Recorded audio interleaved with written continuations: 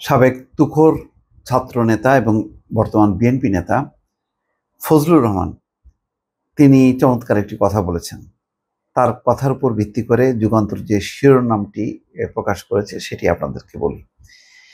ধান লাগাইলো বিএনপি, কেটে নিল ছাত্র জনতা। এটা বিএনপির সর্বস্তরের নেতাকর্মী, বিএনপি সমর্থক, শুভাকাঙ্ক্ষী সবাই আসলে সেটিই মনে করে। বিএনপি চেয়ারপারসনের অন্যতম উপদেষ্টা ফজলুর রহমান বলেছেন, বিগত 16 বছর বিএনপি নেতাকর্মীরা জেল জুলুম সহ্য করেছে।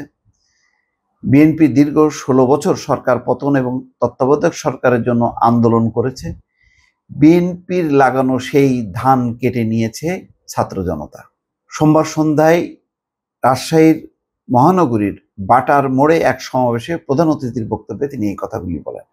তিনি খুব চমৎকার ভাষায় কথা বলেন, তার বক্তৃতা খুবই ছন্দময়, শোনার মতো। ওবায়দুল কাদের একসময় এরকম ছন্দ দিয়ে কথা বলতেন, কিন্তু শেষের দিকে তো তিনি রীতিমতো একটা জোকার টাইপের তার কথাগুলি ছিল।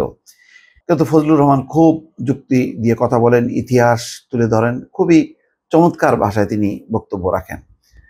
সাবেক ছাত্রলীগ নেতা তিনি, পরে জাতীয় ছাত্রলীগও তিনি করেছেন, এখন বিএনপির অন্যতম নেতা এবং গত 16 বছরে লাগাতার তিনি আন্দোলন সংগ্রাম করেছেন, জেল খেটেছেন, কিন্তু বিএনপির সঙ্গেই তিনি আছেন। দ্রব্যমূল্যের ঊর্ধ্বগতি, আইন শৃঙ্খলা পরিস্থিতির অবনতি সহ নানান ইস্যুতে এই কেন্দ্রীয় কর্মসূচির অংশ হিসেবে এই সমাবেশের আয়োজন করা হয়। ফজলুর রহমান বলেন, 5ই আগস্টের আগে 1 মাস আন্দোলন হলো, 15 বছর সংগ্রাম করলাম আমরা। বীজ ফেললো বিএনপি, চারা বানাইলো বিএনপি, পানি দিল বিএনপি, ধানও রোপণ করলো বিএনপি। ধান হওয়ার পর 1 মাসে ধান কেটে নিল ছাত্র জনতা। তারা এখন সব দাবি করছে। এটাও দেখেন কত সুন্দর করে তিনি ছন্দে মিলিয়ে একটি বাস্তব বিষয় সামনে তুলে ধরলেন। তিনি বলছেন যে একটি দল এখন স্লোগান দিচ্ছে, 2 সাপের একই বিষ, নৌকা আর ধানের শীষ। যে যত কিছুই বলুক না কেন, এদেশের দায়িত্ব বিএনপি এবং তারেক রহমানকে নিতে হবে। অন্তর্বর্তীকালীন সরকারে থেকে দল গঠন করা যায় না। তৃণমূলে এসে মানুষের সঙ্গে থেকে কাজ করে রাজনৈতিক দল গঠন করেন, দেখেন কেমন লাগে। রাজপ্রাসাদে বসে থেকে দল গঠন মেনে নেওয়া হবে না।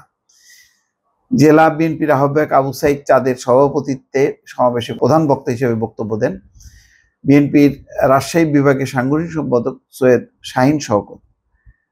যাই হোক, সুন্দরভাবে বক্তব্য রাখছেন। আসলে এটা বিএনপির মধ্যে দারুণভাবে ক্ষোভ বিক্ষোভ হচ্ছে। বিএনপি বলতে চাচ্ছে যে এই আন্দোলনটা 36 দিনের আন্দোলন না, এই আন্দোলনটা 16-17 বছরের আন্দোলন, এবং সেই আন্দোলনে বিএনপির বহু নেতা কর্মী প্রাণ হারিয়েছে, জীবন দিয়েছে, আহত হয়েছে, পঙ্গু হয়েছে, এবং সেই সংখ্যা অগণিত। 60 লাখ মামলা, যার আসামি প্রায় 1.5-2 লাখ সম্ভবত। তারা যেটি বলে যে 60 লাখ মামলায় 1.5-2 লাখ আসামি বিএনপির। মামলার আসামিও বিপুল পরিমাণ, 1.5-2 লাখ তো কিছুই না, আমি এই ফিগারটা বলতে চাচ্ছি না, কিন্তু 60 লাখ মামলা, 50 থেকে 60 লাখ মামলা, প্রতিটা নেতা 50, 60, 70, 100, 150 মামলা নিয়ে তারা ঘুরেছে।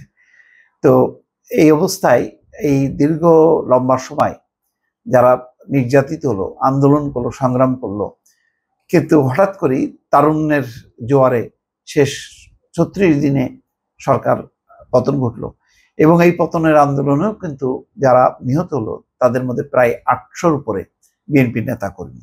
জামাতও ছিল, আর ছাত্ররা অবশ্যই ছিল, ছাত্রদের নেতৃত্ব ছিল, নেপথ্যে ছিল বিএনপি জামাত, যারা কৌশলগত কারণে এই সময় তাদের নামটা তারা সামনে আনে নাই। যদি আনতো তাহলে এই হতাহতের সংখ্যা আরো বাড়তো, এবং শেখ হাসিনা সরাসরি তখন এটা বিএনপি জামাতের আন্দোলন হিসেবে ক্র্যাকডাউন করত।